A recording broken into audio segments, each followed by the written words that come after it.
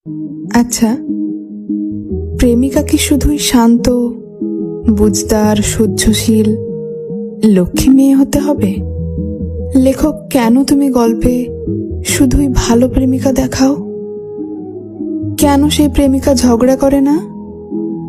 উপন্যাসের প্রেমিকারা কেন অবুঝ হয় না?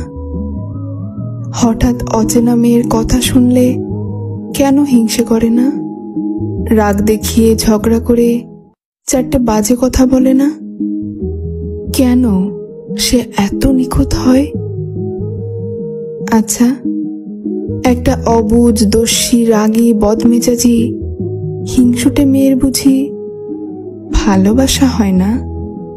তার মনে এক সাগর স্নেহ, আবদার, আদর জমে থাকতে পারে না?